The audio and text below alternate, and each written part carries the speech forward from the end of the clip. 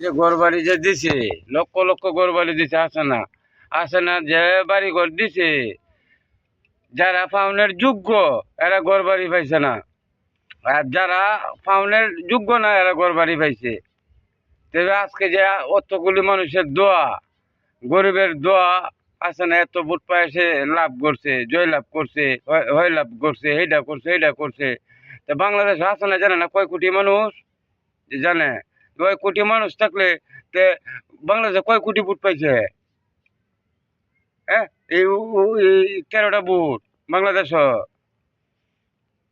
আর জীবন ভরা দেখাইছি, এই 90 দিন পরে রেজাল্ট জানা। আর এই সরকারে দেখলাম 12 দিনে রেজাল্ট জানা আছি।